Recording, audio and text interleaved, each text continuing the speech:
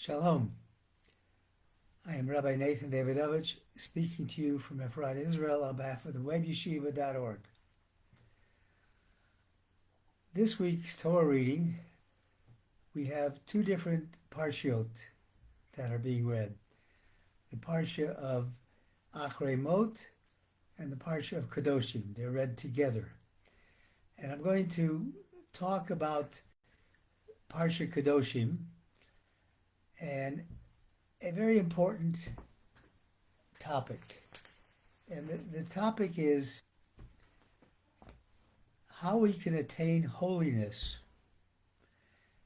as taught to us by the story of two horses.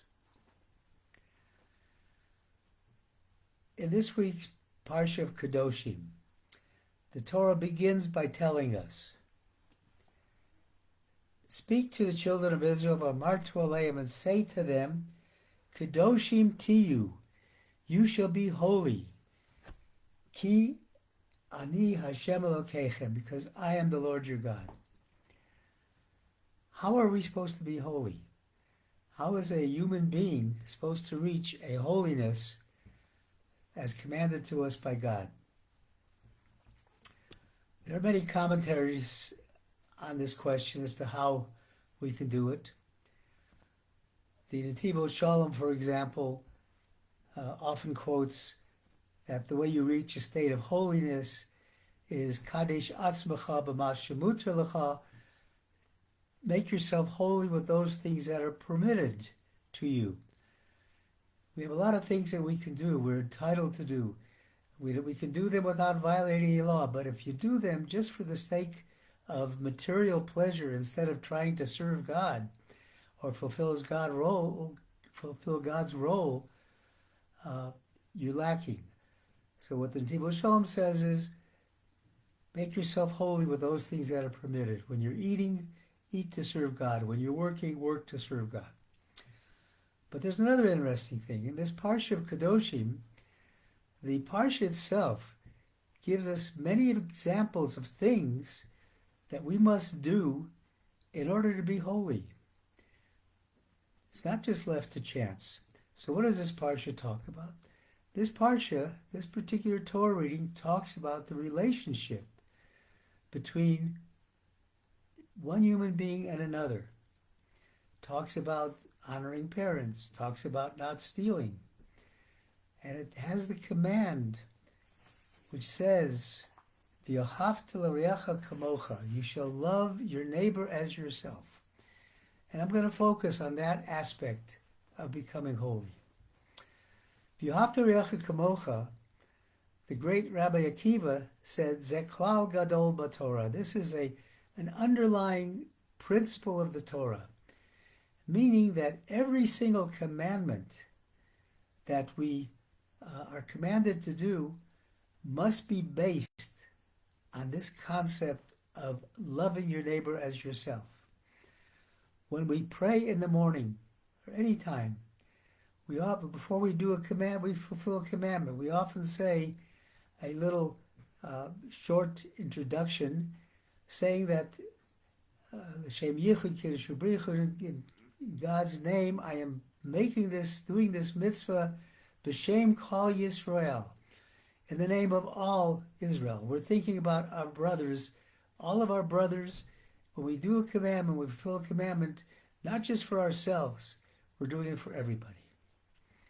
Now the concept of V'ahavta l'reacha kamocha, loving your neighbor as yourself, is a message where the Torah is telling us that we must work on unity between brothers.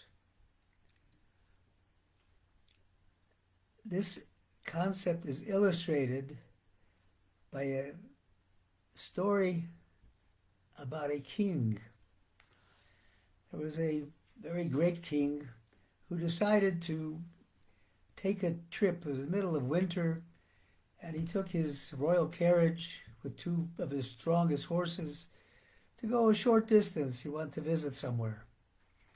And on the way, the wagon, there was a lot of snow along the way, snow and wind.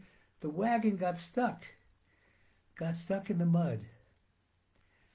And it should not have been a problem. He has the two strongest horses possible. And the coachman whips the horse.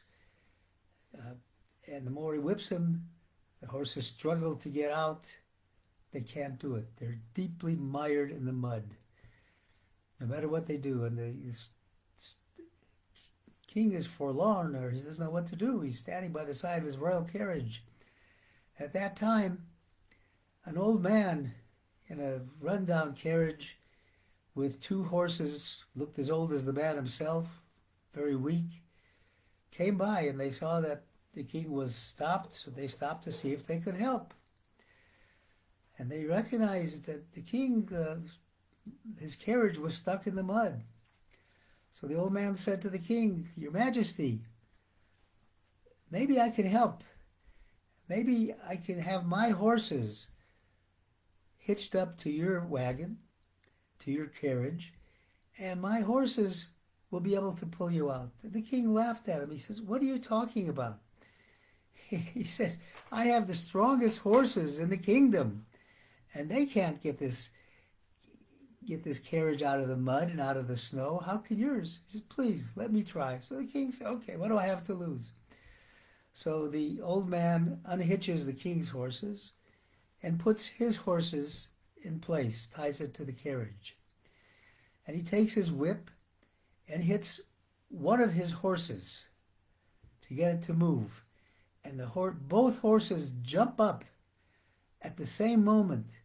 With such strength, it pulled the wagon out of the snow and mud. The king couldn't believe it. He said, "I don't understand. I've got the strongest horse. You've got two little weak horses. How is it that you were able to do this and I wasn't?" And the old man explains, "Your two horses are from different mothers, different wombs. They're not related. So when you hit one of them, the other one doesn't care as long as you're not hitting me. My two horses come from the same mother, the same womb. And when you hit one of them, the other one feels it. So when you hit the one, it immediately jumped and pulled the wagon out." And that is what it means to be a brother, to be united. Only unity can rescue us from the depths of the mud of this exile that we're in, from the mud of what is going on around us. Only unity. When I see these protests that are going on, specifically in Israel, both sides, and certainly both sides, I'm sure, have valid points in favor or against particular things.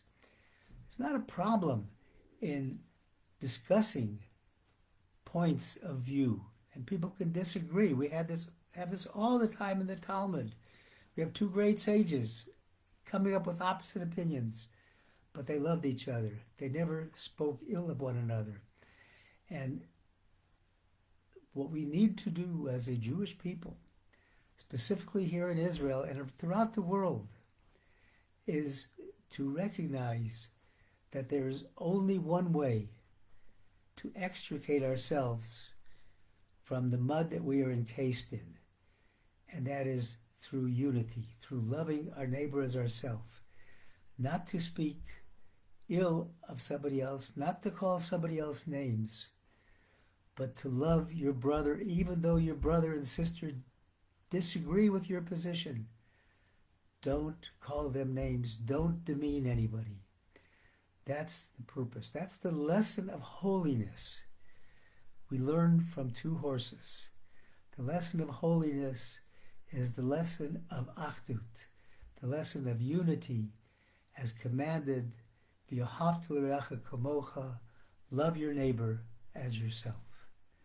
Thank you for listening on behalf of the webyeshiva.org.